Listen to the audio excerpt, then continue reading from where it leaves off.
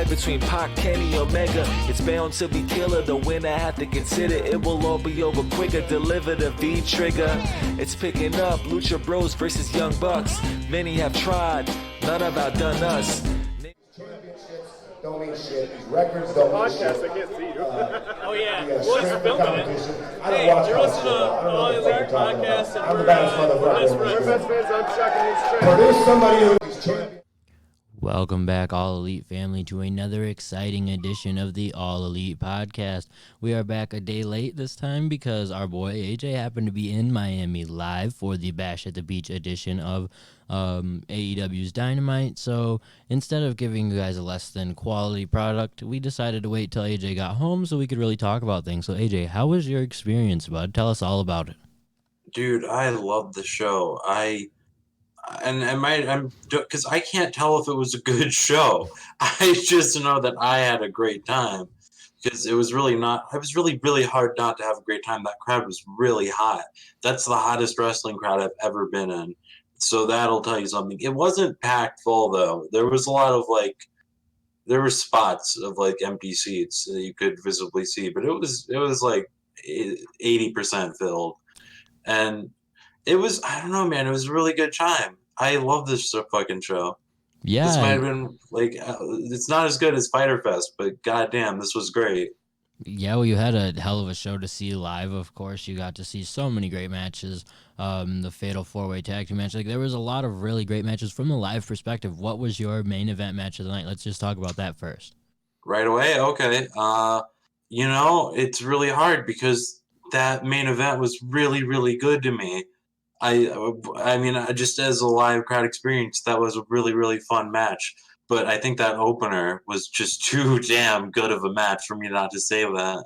Oh, yeah, and something that they've been doing so well is utilizing Hangman and Kenny in that opening slot, and man, They are perfect, and I feel like they're doing what we were asking for on the episode, another lost episode, when we were talking about how we wanted to see this extended out. We wanted to see them really be able to maintain the team and win and maybe get a championship opportunity, which they're going to do now, and maybe lose there. Maybe that's where we see the turn, or maybe they win and they get a run as tag team champions. That wouldn't even be a bad option for your second tag team champions, because it really establishes Kenny in a new role, Hangman in a new role, and they've been a tag team since the second episode where they did appear as a team, so it wasn't really consistent until recent, but still really well done in that whole sector of booking. And you have to commend them a little bit on the Young Bucks being a little bit bitter about not being able to pick up a victory and sort of being like, yo, you guys know this is our thing, and it makes sense if you think about it. They are all friends, but hey, the Young Bucks, this is their thing. They don't really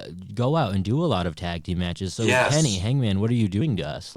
You're kind of screwing us here. So it is an interesting story. I think that some people didn't love it, but I like it. No, I like it it's a lot. Real. I'm super into it. It's real, man. It's just a good ass story that they've kind of been telling.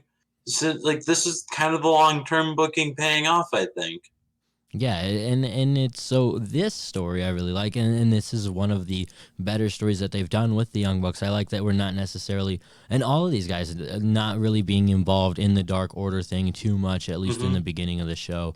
So that was nice, and it's nice to note that. So I think I might be right there with you that opening match might have been my favorite match of the night, just because of how excited I was to see these two win, because I want to see that little bit of a run for them in that tag team division, not just implode it right away and have them feud right now, because again, I'll admit we might have been wrong by asking for it so early when we wanted it a couple weeks ago.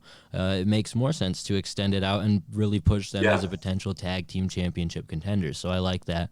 We will go through the whole card in a minute, but I do also want to note Brian Alvarez just tweeted. This is the nice part about going live on Thursdays, AJ. He just tweeted out the results for the ratings. I don't know if you saw them.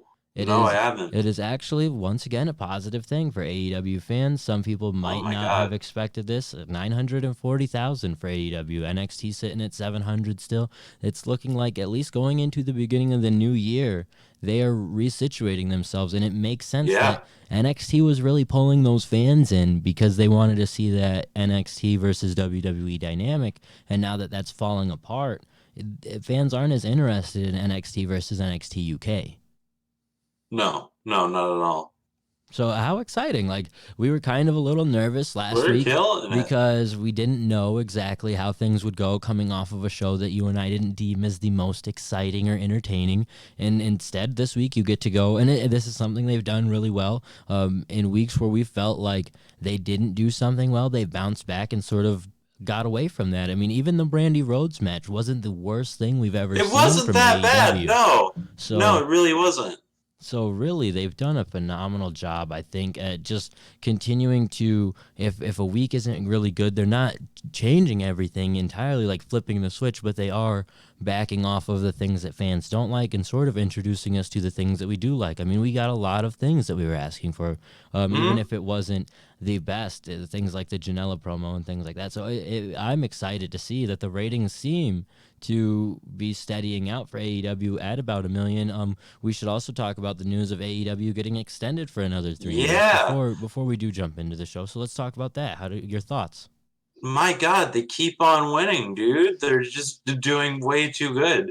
A 4-year deal and a new show. This is what we've been talking about since the very beginning, is that the ratings do not matter because TNT is happy with the ratings. Exactly. I mean, and it's not that they don't matter, because if they were non-existent, it would matter. Of course. What they are achieving and the ratings war that people want to see here, that doesn't matter, because consistently pulling these numbers for a company like TNT or a cable network like TNT, this is a comfortable thing. Every week you comfortably have this, what is it, 1 million or almost 1 million people tuned into whatever you've got going on, and that probably has an effect on the shows that come on right after and right before. As you said, they have a secondary show potentially being lined up. Who knows if that will be maybe a reality type show, or you would assume it would be maybe moving dark onto a regular television station. Yeah, it could be. Or a Road 2 series getting more of a formal presence. That would be great. I would like to see something like Tough Enough or The Ultimate Fighter if they want to try something like like that. Oh my God, that would be so cool. It worked so well for the UFC. If you followed up like big NBA games with the Ultimate Fighter type things with a couple of indie guys that you're just following on the scene, and you have fans somehow get involved in maybe voting for them or something, get the interaction in there. Yeah. And if you put it on after a basketball game where it's like it's a later night thing, so you don't have to pull in the best ratings, and it's also got a fantastic lead-in. Even if it's after a post-game show, you've got a solid lead-in there of fans who would be interested in something that. So we don't know for sure. It could, again, very easily be like a Saturday morning slam where they just use dark on Saturday mornings, or on Tuesday nights. There's a lot that they could do, so. Yeah. But it is exciting and very comforting as a fan to know for 3 years we're set, at least unless something takes a drastic left and everybody stops watching, then we're good, and that's comforting. Yeah, because I don't foresee that happening. I don't foresee AEW going downhill like that. So I think, like you said, this is just a comfortable spot to be in. Well, and here's the thing, man. I'm not a business insider. I don't work within the realm of cable networks. So while 900,000 was a good, comfortable number to me, I didn't know if that meant, hey, TNT's going to want to keep them around for good, or if TNT's going to be like, this isn't really cutting it. So to see that 3 years built in, then okay, these numbers are comfortable for the network, and it's a comfortable product for us to see. So it's way easier to invest your time as a fan to know they're going to be around, instead of having that feeling of it could just collapse in a year. Because while being on a network like TNT was super beneficial early on, it was also a little scary, because we could have easily seen the rug pulled out from under AEW if they were only drawing 300 like they got on WGN. So it's nice. I'm just, as a fan, I'm super excited about that news. Yeah, me too. I'm right there with you. Well, let's go ahead and jump into AEW Dynamite and the entire show as a whole. AJ was there live, so he'll give us that perspective. We did sort of cover the 4-way tag team match, but is there anything else you wanted to add in terms of like things that stuck out to you? Any teams that maybe weren't like the best friends stuck out to me a little bit? And like every team, I guess, got a chance to showcase. Yeah, Santana and Ortiz looked really good too. Everybody in that match looked good. They all got their shit in. Everybody came out looking great, even though Hangman and Kenny won the odd team out. And so I think it just did a great job of doing service to everybody in the match. I will definitely complain about the 8-man suplex where Orange Cassidy got involved too. It was funny as a wrestling fan. People who were there loved it because they are Of wrestling course, fans and I you get loved it. it. All I could think about though was just your regular person changing through the channels and being like, "What the fuck is going on? This is ridiculous." So in terms of that, I didn't love it, and it's when you do get like 9 people involved that it becomes so obscenely like this is kind of dumb that that it really bothers me, because then you really have to just I don't mind like setting aside letting yourself believe what's happening in the pro wrestling ring, because sometimes you have to like put your intelligence aside and realize that it's a show. But when it gets that hokey and you have to sort of dumb yourself down that much to be like, oh yeah. So the thing that I can't deny is that it popped the live crowd. So as I was watching it, I was like, I don't love this, but they love it, so fuck it. Yep, that's my sentiment, is that it was just fun while I was there, so it popped me. You're not wrong, though. I'm not gonna like say, no, this was a great segment to the match, but it was definitely just fun for me because I was there. Oh yeah, and it was just one of those things you'd see in PWG, and the PWG crowd would go nuts for it. So what's good is that not only is it a 300 plus crowd going nuts for it, you have like thousands of people going nuts for it. So it still transitions no matter where you are live, because when you're there live, you're like, this is fucking ridiculous, but I love it. Yes. So it works out. After that match, again, like we said, we got a little bit of bickering between the 4 members of the Elite, with the Young Bucks being like, what the fuck is going on? But a good setup here. So. And then after that, we get Cody Rhodes finally responding to MJF. Cody this time is without Arn Anderson, doesn't need Arn to do the talking for him. Thank God. I hope that they just they really could just sort of let that have been a 1-week thing and be like, that didn't hit the nail on the head. It didn't, and I hope that it is. I'm fine with him being around, like if he wants to be a DDP role or whatever, a manager kind of guy, or old mentor, whatever you want to call it. But I don't want him to do the promos for Cody. Come on, that's why I like Cody. Especially when he gave such a fantastic promo here. Phil was loving it in the chat. So there was like, it was a good promo. It was a solid promo by Cody. Really set things up. Really gave reason for him to accept everything that MJF laid on the table for him, and continues to tell a good story. Yeah. So the only thing that I complain about is it looks like they're not going to the pay-per-view with this match. They're holding it in Atlanta a week or 2 before. I don't love the booking decision there. I get it with Cody being close to Atlanta and all of those things, and wanting to make maybe an important show leading into the pay-per-view, and maybe they have an idea for another match after the pay-per-view. But it almost makes you not care much about this one, because you assume there's one coming again, even though it's a cage. But it is a cage, Andrew. I mean, that's where it kind of is annoying too, because your cage is your blow off usually in feuds. Now it's it looks like it's starting the feud in terms of actual matches. You're right. So. You're right, and that is a little odd. But I guess the idea is Wardlow is such a monster that being in the cage with him is punishment. I don't know. I think in reality, you just don't necessarily, like, as much as Cody versus MJF, the storyline has been good, a straight match with no gimmick attached to it, I don't think you really need to see. It's not that I don't want to see it, it's just that I don't think I agree. I don't think that it could, unless Cody's really going to get in there and beat the shit out of MJF, like just punching him, then it's hard to get behind it anyway. So and so it's cool, and I like the story of this too, because I get the whipping thing a little bit more now that I think about it, because Cody's just gonna get his revenge with his belt in the cage, and the crowd will eat that up. So from there, we get a Joey Janela promo talking about Kip Sabian and Penelope Ford. Then goes on. Okay, listen. What this? I didn't hate it. No, this sucked. I didn't hate it. What was he doing, bro? I didn't think it was like a whole voice. I didn't think it was like good, but I didn't think it was like the worst shit I've ever heard. you and your boyfriend. Like, he was just talking so weird, man. He And I was talking love weird. Joey. I love Joey. Like, so I swear I'm not trying to shit on him, to our listeners, to everybody. Like, what I loved about Joey was his video packages, not even necessarily the promos that he would give. It was the video packages, and then like his real after match like speeches. Then they weren't even necessarily promos. It was speeches of him thanking everyone for being involved in what he was putting together. Mm-hmm. That type of shit made you fall for him. This is not that good. No, it's not. And but I didn't hate it. But what I will give him credit for is trying something different.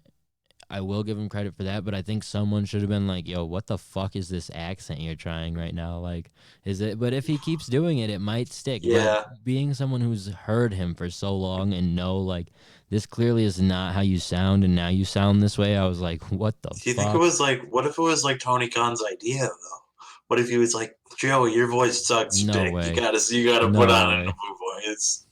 Maybe, maybe somebody told him that, but I feel like Joey's the kind of guy who's more or less trying to, if he's gonna have to do something now and only get so many opportunities, he's gonna do something to make it stand out. So yeah, but I would hope. I mean, you just have feel to. like Honestly, last year I was just kicked in the balls. Just let him make a video package. Yep. So, but I mean, what that would have needed though was him to have never appeared yet, because you need a video package sort of to introduce him. He needs to now, like, I don't want him to get injured, but he needs to go away and then come back, and then it'll be better, because right now these promos, like, I don't think this is connecting with anyone who wasn't already a fan. And if you're already a fan, you're like, this is not the guy that I really get behind. And even for him, like, it'll hurt him in the long run if he can't turn this around some way, because the Janela spring break won't mean nearly as much. Yeah, no, you're right. But goddamn, I love Joey Janela, dude. I can't hate it completely. Yeah, no, it wasn't the worst promo in the world. Again, like I said, Joey's a guy that I've always been a fan of, but it's unfortunate to see that these promos are, like I said, it's just not connecting in any way. It's not. And it would have just been way better if it was him being like straight to the point of like, fuck you, Penelope, fuck you, Kip, instead of this strange thing that we got. But what it did lead to was a sweet announcement of him fighting Fenix next week, which AJ got the pleasure of seeing live. So I don't think we won't run down the spoilers of it. We will mention that Fenix apparently left, maybe injured, potentially just a stinger, but did he look really messed up to you? He looked like he was trying to like make sure his legs worked. That's what he was doing. He was on the apron. He was like sitting down and like just wheeling around his legs, trying to walk. So that's why I think it's probably a stinger, because that can like do that. But he just had to get his like senses back to him. But I don't know. Maybe it's something more. I hope not. Yeah, who knows? It could be something serious. Fenix is a great talent, so you would hate to see it, but it is something that could definitely be potential. Like I said, it's been announced or reported that he could have suffered a potential injury, and like I said, AJ seen him doing all that, so you never know. Was he able to leave on his own, or did he need help to leave? He had a guy helping him, but it seemed like he could walk on his own. Okay, so that's promising at least. So, from there, we got Hikaru Shida and Chris Statlander teaming up to take on Brandy Rhodes and Mel. This was not match of the year by any means, but it also wasn't the worst segment we've seen on television either. And the right team won, because Brandy and Mel lost. Chris and Hikaru ended up picking up the victory here. Relatively short, 10-minute match, so that's good. Yeah, and it was fine. I mean, Brandy isn't good in the ring, but she didn't do much either. So Brandy's bad at everything, but being a human outside of the company, like she's bad at everything on television that she has to do is bad. Everything off television that she does is like great. She's the one who helped put together all that really great shit with like people who sense the sensory thing and all that. Like, so that stuff is awesome. That's fantastic. But then we have these situations where she's on screen and it's just not entertaining. So it's hard.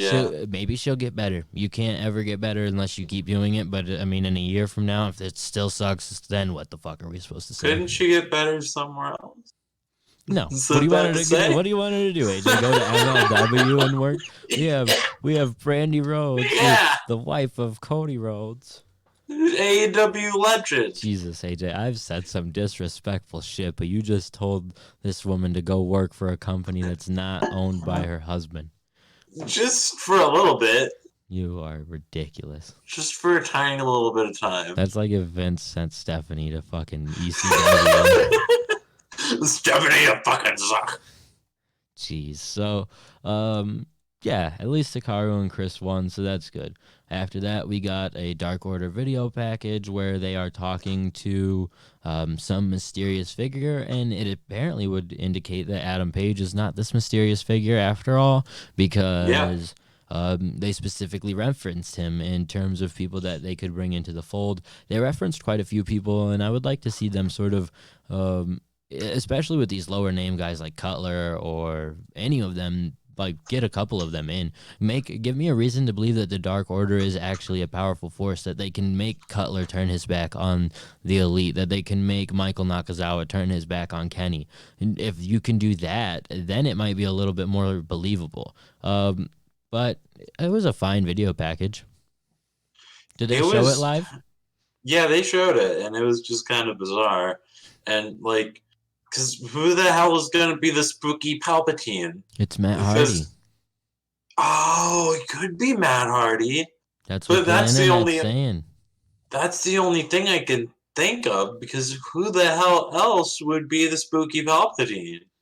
Yeah, so who knows?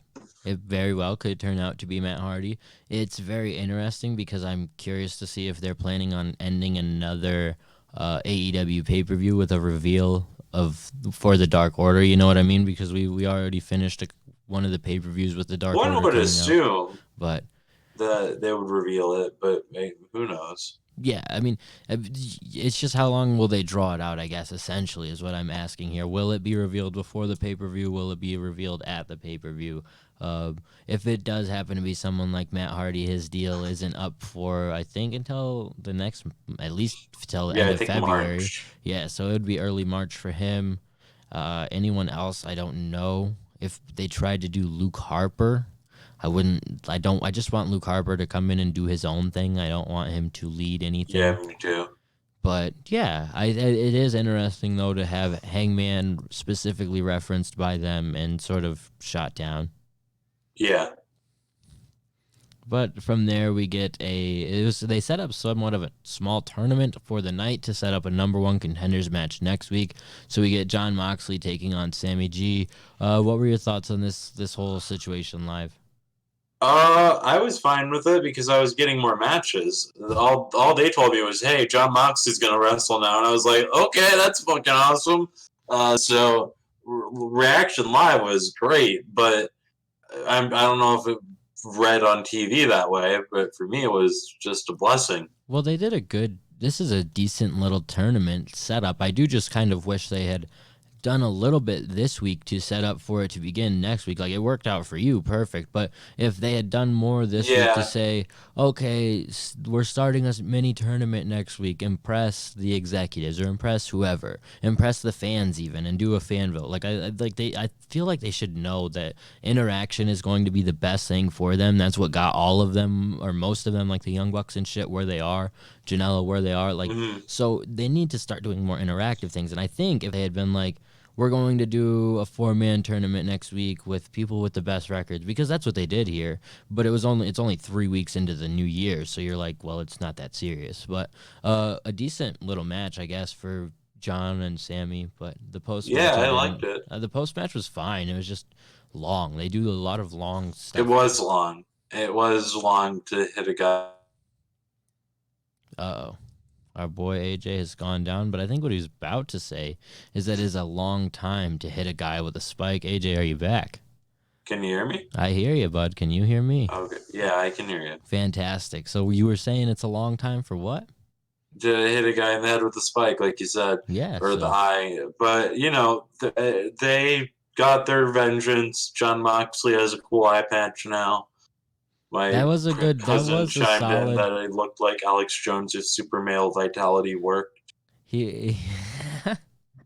Dude, John Moxley looks like the guy from Game of Thrones with the eye patch, who Oh yeah, dies he and comes does. back to Barrick. life all the time. Yeah, that's what I thought the second I seen him with it. So, but yeah, he gets to have a cool eye patch. They did a good job at sort of continuing the thing with Jericho. So what might happen here is maybe Moxley can't compete next week. Someone else fills in. We get a number one contenders match where they have a title match before the pay-per-view and then do Moxley versus Jericho at the pay-per-view Could where do that. Moxley can win and sort of establish another contender and assuming Pac as well. So yeah, I think this was a good way to set that up potentially. And I mean, it would be silly if their idea here is to set up a way for Mox to lose to Pac and then Jericho and Pac to fight at the pay-per-view, because that would be weird to me. That would be while bizarre. that would be a good match, then when do you do Mox and Jericho? So That would be very bizarre. with a pay-per-view looming, I assume either Moxley wins, which I wouldn't like that either, because I don't want him to just get stabbed and come back and win next week. So if they're like, oh, he can't wrestle because he's injured and the commission won't allow him to participate because he was just stabbed in the eye, but we have this new debuting superstar to wrestle Pac, and it's like Brian Cage or any of the rumored Kelly guys. Ross or anyone. Yeah, any of those guys, then that would be fucking sick. So I think that would be maybe something they're going with here, and just a good way to build that up. So That would be rad, yeah. If it was Brian Cage and he just came out and beat ass. yeah, and then Jericho just essentially blames Moxley for all this, and then he announces next week the Inner Circle will be taking on the Jurassic Express, and they're going to take out Jungle Boy. And so, yeah, this was just the Inner Circle stuff is good. It's just all so cramped together. They should, and I get it. You don't want to. It's hard to position it, but it's just so much cramped together. So I don't know. I don't know what I would have done differently here. It's just. It was like 30 minutes of these guys, and that's what's weird. That's what's a little strange. It was a long time just to do an Inner Circle. Well, yeah, because if you include the match with Sammy G, then it was like 30 minutes, wasn't it? Yeah, so Yeah. I mean, I'm not mad about it, but it's just, again, it's 30 minutes focused on kind of two guys. It becomes a long time to be tuned into one thing if it's not great. If it's not great from top to bottom. And it's not that it was ever bad. It was just never great either. Yeah. Well, the crowd was going crazy because Chris Jericho was there. I'll say that much. Yeah, and I'll say that I'm probably alone in saying that I don't want Moxley or Jericho on my screen for 30 minutes, because a lot of fans do want that. Like, Moxley is a lot of people's favorite character. It doesn't matter if you're my favorite character. I probably don't want you on my screen for 30 minutes unless it's a straight match for 30 minutes. When we're doing match, angle, commercial, interview, that's a long time. That's basically where my complaint is. Otherwise, it was all great and a good setup to set up everything they're doing for next week. So good. There was a lot I liked about it. But it was a long time to be focused on them. I didn't mind it though, because again, I was there, but it wasn't the worst thing in the world either. I don't think, because like you said, a lot of people really do want to see that. Yeah, and to be like the devil's advocate on the other side of it, I can say that it's 30 minutes dedicated to setting up two different matches next week that the fans should be intrigued in that, well, will Moxley be able to participate in his match? And Jericho in the Inner Circle plan on destroying Jungle Boy and the Jurassic Express. So there's a lot that they're setting up here, so that's good. Then we got the 6-man match that I really didn't care much about just because of who all was involved. We have MJF, the Butcher, and the Blade taking on Diamond Dallas Page, Dustin Rhodes, and QT Marshall. So I will take your review of this match, and we'll leave it at that. It was DDP. How was I going to boo him or be like, oh, this sucks, I'm not going to watch this and enjoy it? It's DDP wrestling. I popped. I'm not gonna shy away from it. I thought it was fun. It wasn't even bad. It's just like, and my biggest thing is QT Marshall. I don't like to see him utilized on television at all. Like, when I know there are better people to be used, I would rather you pull basically anyone off of the actual roster and throw even Brandon fucking Cutler and put him in this match over QT, so then Cutler can have some real shine with someone rather than QT just. But I get it because he's in Cody's clique, so in story it makes sense. But I'm bitter, man. I don't like QT's look, so I'm just anti him, and that's where it all just ends. It stops and ends right there. I don't hate QT Marshall like you hate QT Marshall. I gotta say, your hatred for him seems extreme. It's probably too much. You're not wrong. When because he doesn't work bad. He's not really bad, but you would think he would suck because of how well they've promoted him way more as an office dork than as a wrestler. That's very true. So it's taking me a lot of time to get used to him wrestling in any capacity. So what I will give them is, hey, DDP, QT Marshall, and Dustin took the loss, as they should. They were very much like glorified jobbers in a sense because they fed to people who need to be more established, and it did help. So, I mean, as much as I didn't love the match or the segment, it fucking helped everyone on the side that needed to be helped. Yeah. In MJF, the Butcher, and the Blade. Diamond Dallas Page still looked great for how old he is. When I was watching it, I was like, you almost look like the same as you did when I was freaking like 10 or 5. Like a little bit. It's like, granted, yes, you're older and skinnier, but you look fucking fantastic for how old you are. So in terms of all of that, it was good, and I'm sure you enjoyed it from the live perspective. Oh, God, yeah. If anything, the segment was here to pop us. Like, it was meant to get the live crowd going. Because, I mean, I'm not saying that's the only reason to do it, because you're obviously putting MJF over. But you know it's going to pop the live crowd. There's no way it's not going to. It's a DDP. Yeah, exactly. So, DDP popped everybody, and it didn't hurt anybody. And that's the biggest thing. If DDP went over, if that had been the setup or anything like that, then I would be disappointed. The right guys win here. The one thing I will say is maybe after the match you have MJF or Wardlow sort of destroy DDP to feed into the fact that Cody just agreed to the fact he won't help. So, or even Dustin, one of them or both of them, maybe had cut back more on the Inner Circle segment and done more here to tell MJF's story might have been more beneficial. But otherwise, great job. Yeah. We then get drunk Adam Page interrupting an SCU interview. Kenny Omega makes some peace, and they are agreeing to a gentleman's match. So, full disclosure, I didn't hear a word of this promo. Oh, was it just all fucked up? It was live, it was all DDP in the ring. Like, there was no way to focus on this promo or hear it because everybody was yelling "bang" and cheering for DDP, who was still in the ring taunting it up. Okay, so yeah, it was just your usual shit with drunk Hangman doing his spiel. So, I mean, I didn't pay too much attention to it, so I can't say much about it either. But it wasn't anything to be upset about or anything like that. It's just they're continuing Hangman's gimmick or story here. And Kenny having to sort of be the best friend of the drunk guy of being like, yo, sorry, guys, he's just, whatever. Next week, we're going to do this right. So, yeah.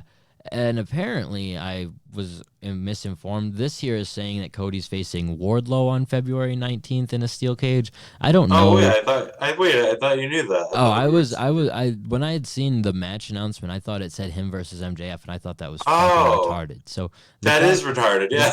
Yeah, the fact that it's him and Wardlow, that is way more understandable, and that's pretty cool. I assume that's going to be Wardlow's debut, and it fits even more to what I was saying earlier, where you don't want to see Wardlow just face Cody in a regular match. You also helps Wardlow 100 times more to have any type of gimmick or stipulation added onto it. So that's nice to see, and way more refreshing to me to see that's how we're building up to Cody's pay-per-view match, or assumed pay-per-view match with MJF. So I was totally confused there, and that cleared it all. I am going to stand by, though, because you were talking about it in a different light, but you said something that I think is still true. Usually the gimmick match is a blow-off match, and it's kind of weird to put him in a cage. Yeah, I guess that is true, that it's a little bit different way to do things, especially because I did Cody say that this match was being made in his promo or anything? Like, I want to fight Wardlow in a cage? Because what gets No, it was MJF who said that was one of the things he had to do. Oh, was fight Wardlow in a cage? Yeah. Okay. Yeah. Okay, then I get it, I guess, because he wants to lock Cody in there and he can't get away from Wardlow. So, okay, first of all, I thought MJF's stipulations were that he wanted Cody in a cage, and that was confusing to me. like Cody versus MJF in a cage. Like, why would you want to be locked up with Cody? That would be very odd. Everything is making more sense to me now. This is great. After this announcement, we get the main event, Pac versus Darby Allin, to crown the person who will be apparently facing Moxley next week, if he's not dead. But at the end of the show, we get confirmation that he's alive. So Pac ends up picking up the win here in a solid little 12-minute match. I see that this week they kind of went the opposite route, and there weren't any too long matches, I don't think. Was that tag match in the beginning? Yeah, it was about 17. So they're focusing on Kenny and Hangman matches essentially the most, and then giving everything else about 10 minutes, which is fine. Yeah, and honestly, this trio was really long. Like, I think they made these matches shorter because they knew this show was far from over because they taped like 6 matches off TV. So this was really, really fun for what it was. I really loved this match. It had me going crazy because they almost got me that like Darby was gonna win, and then like I was really rooting for Pac, and most of the crowd wasn't. And I was like, "Fuck this crowd! Pac is awesome." And so it was very, and Pac very and Darby cool are for great me. together, and Pac is so good, but he does like so good with someone of Darby's size, that it was a really good match. And the way that there was one point where Pac or Darby does the coffin drop from the top to the outside, and the way Pac I was about to say that. The way Pac caught him so well, and like it looked like it hurt like hell, but also it would look like it was so safe. Like I was like, you guys work so well together. This is awesome. It was just really, really good. And I don't know, this match, like it was almost my main event because I just had so much fun with it, and it really got me out of my seat. So out of all the matches that happened, I wasn't like exactly like the opener was equally as good, if not a bit better. But this match itself was just so fucking fire. Yeah, and just really entertaining way to close out the show, or the great final match for the show, where we then get Tony Khan interviewing Pac. Pac says that he's the number one contender. Tony Schiavone. Oh, you know what I meant, Tony Schiavone. Just to be clear. Yes. Tony Schiavone interviews Pac, who declares himself the number one contender. He says that Moxley can't compete next week, so he's the number one contender by forfeit. And we have Mox break out of his ambulance and make his way out to basically declare that he's going to be there next week and kick Pac's ass. So who knows? Maybe we get Moxley beating Pac despite being disabled. It took them a long time to get him into an ambulance. Took them a very long time. I think at one point they were like, he's backstage in the ambulance, but the doors are closed, so we can't get an update on his medical condition. And then the ambulance just sat there all night long, I guess. 'Cause, like, then he came back out to establish the fact that, yes, he would be there next week and kick Pac's ass. So I really hope that Pac wins, and in some like schemy fashion involving the Inner Circle, we get Pac versus Jericho before the pay-per-view, and then Mox can get his revenge down the road. Just because, like I said, Mox was just stabbed in the eye with a pick or with a spike. So give him, like, you don't need to beat Pac right now with Mox being that injured. So I don't really know how this angle is going to work out, but Pac and John Moxley are both awesome. I'm excited to see them wrestle. So there's that whole plus side to it. Why doesn't Pac care that he never got Omega in like a straight rubber match? Did he? Like he wanted Omega. So that's what he wants, but he's not. I guess he wants the title more, which makes sense. Well, it does make sense, but I just don't know why you can't do both. Yeah, you can't assault Michael Nakazawa in the back and chase the title. Yeah, you're right. That is stupid. Now that you mention it. So, I mean, again, I'm good with it. It was just there wasn't much of a reference to that at all. That's kind of my point, I guess, is that now Pac is just on his way to, which you get, like it makes sense if you all of a sudden have an opportunity to become champion. Your priorities are going to change a little bit, and you might start paying more attention to. Well, still, it's weird to just drop the angle. That's why, and that's what's weird is it feels like they drop angles sometimes and then just pick them right back up. Yeah, that's what they're probably gonna do. Mm-hmm. So, hey, at least next week we have SCU taking on Kenny Omega and Hangman Page.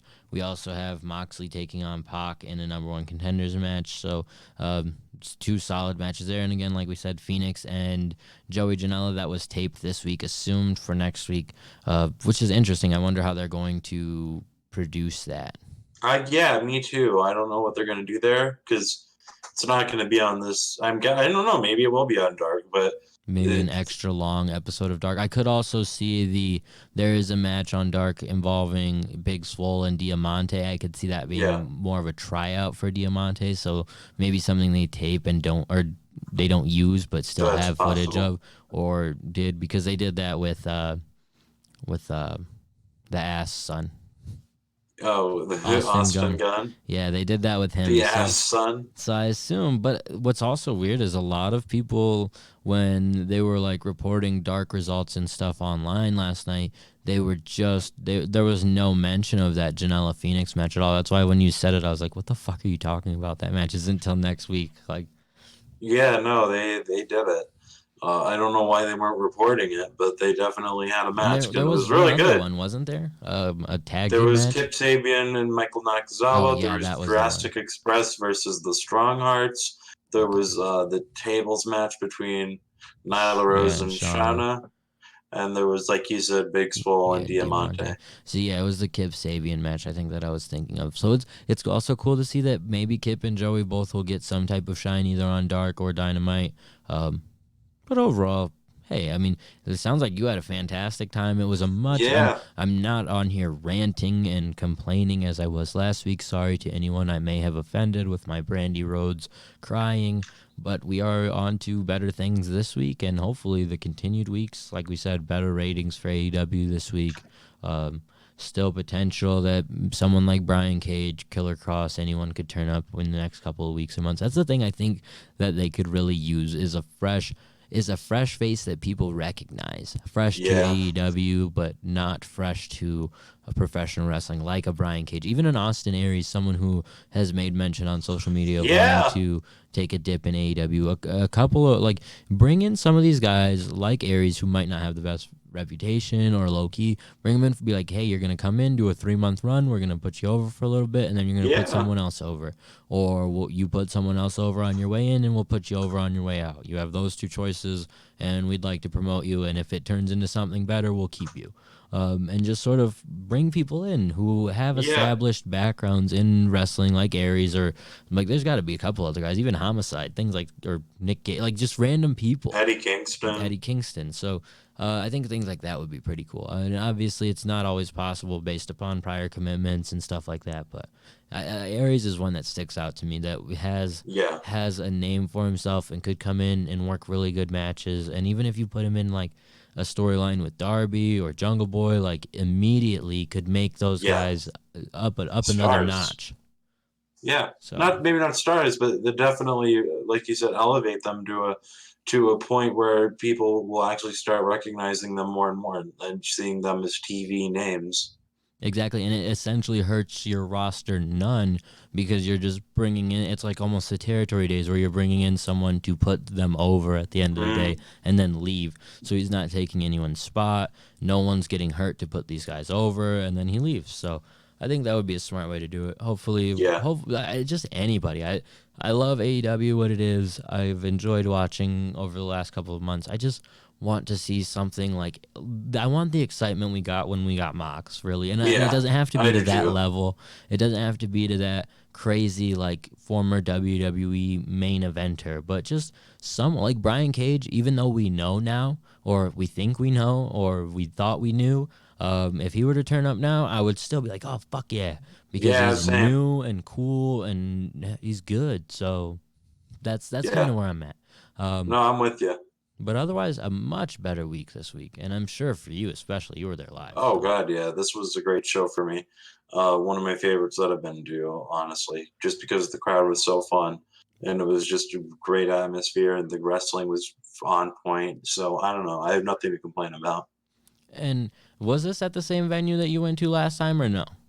No, this was very like at the University of Miami. Okay, so this is way different. Was the experience still like a little bit better in terms of them getting you into the arena and like buying Oh merch God, and shit yeah, like that? it was all streamlined. It was like going to a Raw, honestly. But Yeah, things were just set up a lot better. That's what I had yeah, sort it of was. noticed at the last show I went to as well. Actually, honestly, I didn't see any T-shirt stands, but I'm sure they were around. But I wasn't really looking. Yeah, that makes sense. So, but hey, it looks like it was a good night for you, a good night for AEW in general, based upon the ratings. Like I said, we were maybe a little bit nervous because we didn't love last week's show. We were wondering how things would turn out, but it's fair to say that we were probably in the minority, and probably just because of we kind of let one or two segments last week, I think, bitter the whole show for us. Yeah. And that can sometimes be a bad thing as a fan. And I think fans, us as fans, sometimes have to take credibility for that, to be like, man, I just got too bitter over two things Yeah, I that definitely probably did. weren't that important. So, or, so whatever. Nonetheless, good week of AEW. Excited for next week's episode. I'm also excited for the Dark episode just because of the matches you've talked about that could be featured. Yeah. So, and I'm excited to see what they do with this cruise thing. Also nervous. Yeah, me too. It could be really awkward, couldn't it? Could be awkward, could be like really bad. Could like, what if the feed just isn't working because they like are in a storm or some shit? I mean, they're gonna be docked, so it should be fine. But or like, what if everyone gets seasick because the food they happen to have on their cruise is just bad? Or like, I don't think that'll be a problem. what if it's like when they were in Saudi Arabia and they weren't allowed to leave? Oh wait, that was WWE. So, like, you never know what could happen, dude. Their ship They could get attacked by pirates. Pirates, yeah, dude. Pirates of the AEW Caribbean.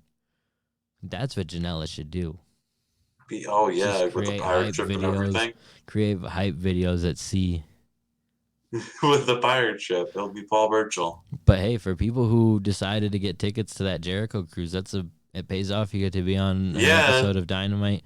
Like I said, I assume it's going to be a shorter show, at least for that live crowd, based upon the matches they've already filmed. Or maybe what also they could do is, because they might not film anything for Dark next week because they're on a cruise, so they might just use Janela, Kip, and another one for this week's Dark, and then use the rest of them for the following week's Dark. That may be what's happening. You never know, but that would be the smartest way to do it, because I don't know how long people want to sit on a cruise ship for and watch wrestling. It sounds cool in theory, but sometimes shit that sounds cool. Well, no, I totally get that people are there for that shit. So that's not what I'm saying. What I'm saying is, once you're sitting in regular arenas sometimes sucks. So depends on what the setup is. If you're outside, inside, cold, whatever, like, it factors on a lot of things. And when it's a totally different type of arena, and the fact that it's a fucking boat, I have no idea, because I do not live lavish. Me neither. So, but I think that wraps everything up for us. We covered a lot of news. Unfortunately, as you could see, we missed Monday's episode, Wednesday's episode. Well, we didn't actually miss it. AJ was just muted for the entire thing. So if you were on our Twitter feed listening to me talk to myself for an hour, shout out to you 70 people, you. But to our regular listeners on Spotify or iTunes, you noticed we didn't have anything uploaded this week. We are sorry about that. I'm getting back into school. AJ had a trip, so things were a little bit funky. We plan on getting things all situated nonetheless going forward. So, AJ, you want to plug your socials? You can follow me on Twitter at BigMatchAJ, and you can follow me on Instagram at AJTheFitzy. And as always, you can follow the podcast on Twitter at All Elite Podcast. Check out our Instagram at All Elite Everything. You can check us out on Facebook at Facebook.com/All Elite Pod. I am always on Twitter at All Elite Andy. Thank you, everyone, for always supporting us and continuing to tune in to all of our episodes. Give us feedback. Let us know what you think. Our continued subscribers on YouTube. So if you're watching on YouTube, please hit that subscribe button. That would be really cool of you. iTunes, also subscribe, anywhere. Otherwise, until next week, thanks. See ya. Bye.